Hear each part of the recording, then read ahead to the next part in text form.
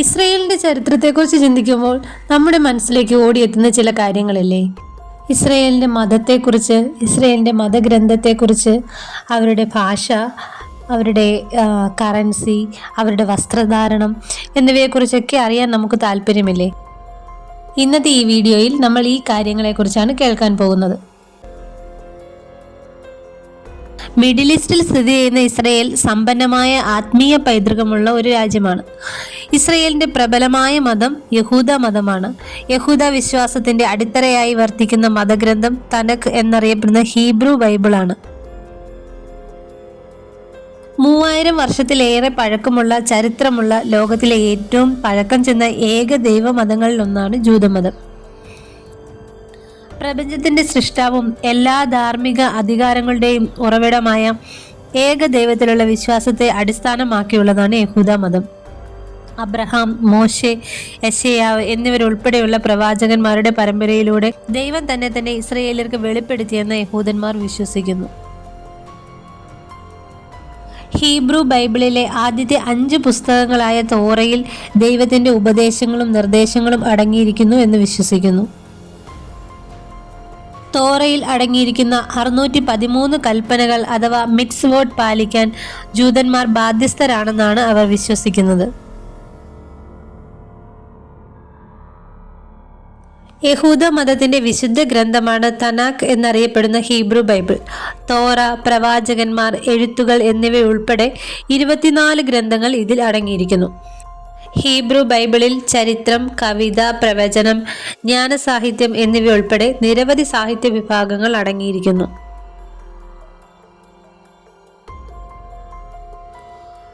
എബ്രായ ബൈബിൾ 3 പ്രധാന വിഭാഗങ്ങളായി തിരിച്ചിരിക്കുന്നു. ഒന്നാമത്തേത് തോറ. ഹീബ്രു ബൈബിളിലെ ആദ്യത്തെ 5 പുസ്തകങ്ങൾ. അതിൽ ദൈവത്തിന്റെ ഉപദേശങ്ങളും നിർദ്ദേശങ്ങളും അടങ്ങിയിരിക്കുന്നു.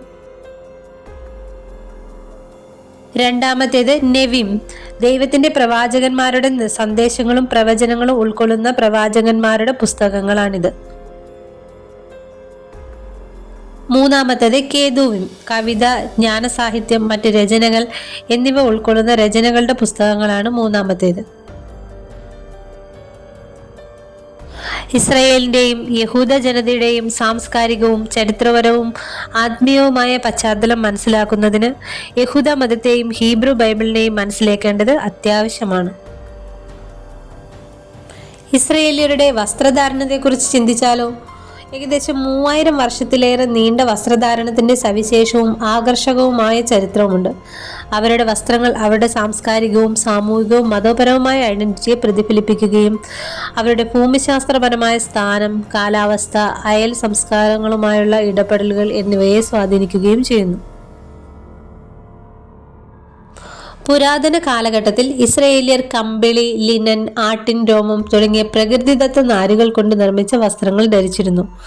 പുരുഷന്മാർ കുപ്പായം, വസ്ത്രങ്ങൾ, മേലങ്കികൾ എന്നിവ ധരിച്ചിരുന്നു. സ്ത്രീകൾ വസ്ത്രങ്ങൾ, മൂടുപടം, ശിരോവസ്ത്രം എന്നിവ ധരിച്ചിരുന്നു. വസ്ത്രങ്ങൾ ലളിതവും പ്രായോഗികവും അവരുടെ നാടോടികളും കാർഷികവുമായ ജീവിത രീതികളെ പ്രതിഫലിപ്പിക്കുന്നതായിരുന്നു.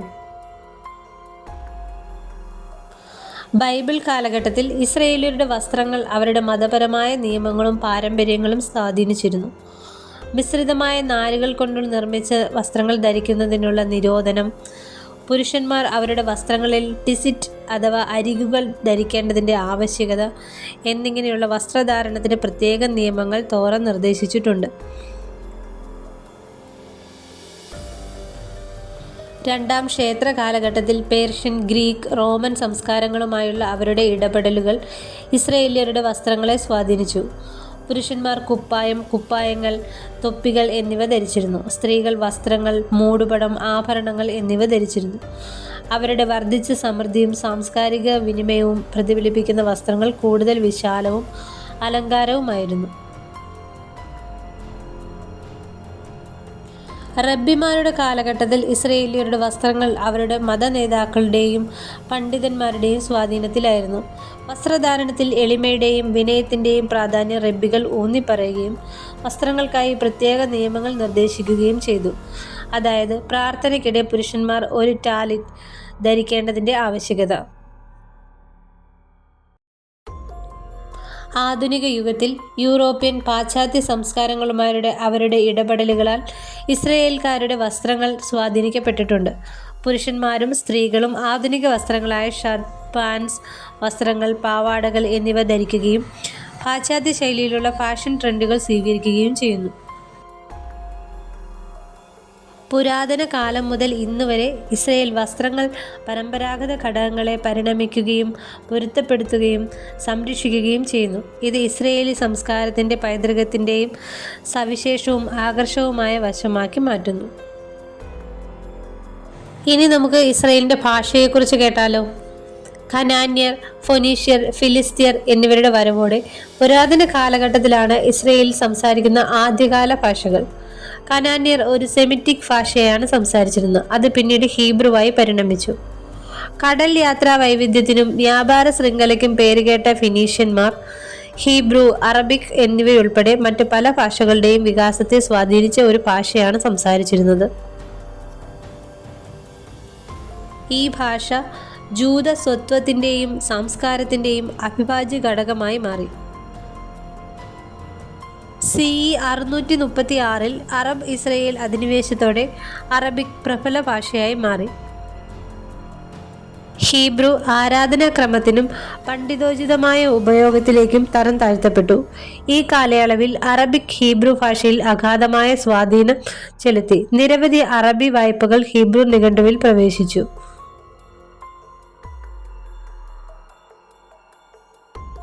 11ാം നൂറ്റാണ്ടിൽ ആരംഭിച്ച കുരിശുയുദ്ധ കാലഘട്ടം പ്രാദേശിക ഭാഷാപരമായ ഭൂപ്രകൃതിയിൽ പരിമിതമായ സ്വാധീനം ചെലുത്തിയിരുന്ന ലാറ്റിൻ, മറ്റ് യൂറോപ്യൻ ഭാഷകൾ എന്നിവയുടെ ആമുഖം കണ്ടു.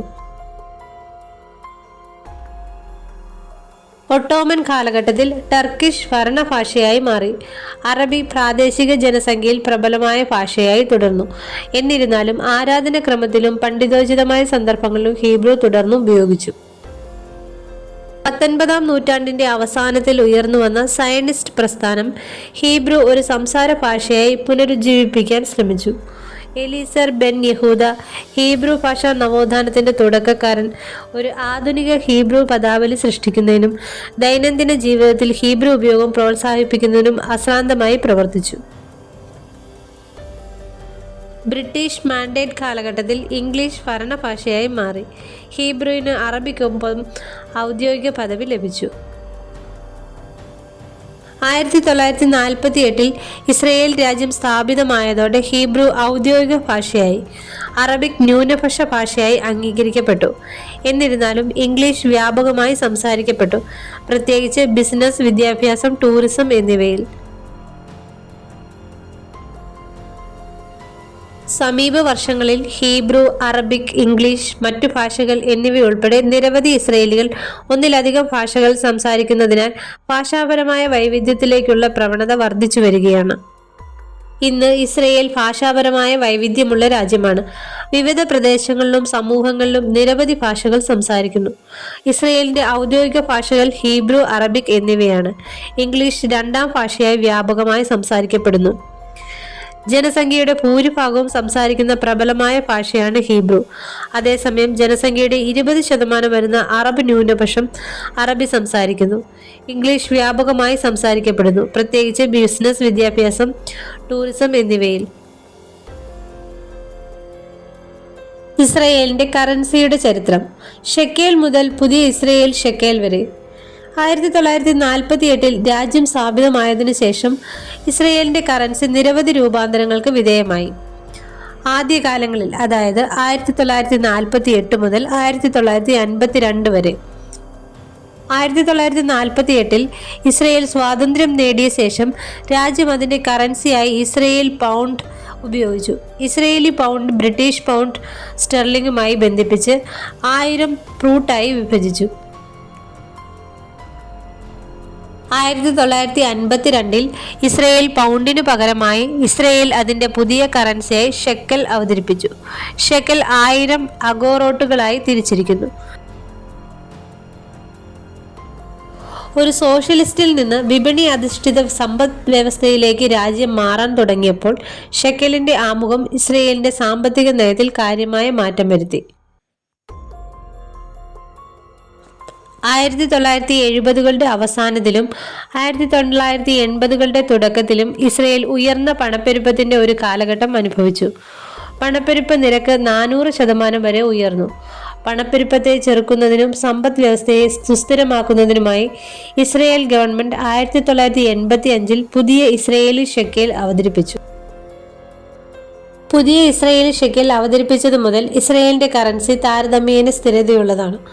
രാജ്യത്തിന്റെ സെൻട്രൽ ബാങ്കായ ബാങ്ക് ഓഫ് ഇസ്രയേൽ സാമ്പത്തിക സ്ഥിരത നിലനിർത്തുന്നതിനും പണപ്പെരുപ്പം നിയന്ത്രിക്കുന്നതിനുമായി വിവിധ ധനനയങ്ങൾ നടപ്പിലാക്കിയിട്ടുണ്ട്. ഇന്ന് പുതിയ ഇസ്രയേൽ ഷെക്കേൽ വ്യാപകമായി അംഗീകരിക്കപ്പെടുകയും ഇസ്രയേൽ ജീവിതത്തിന്റെ എല്ലാ മേഖലകളിലും ഉപയോഗിക്കുകയും ചെയ്യുന്നു.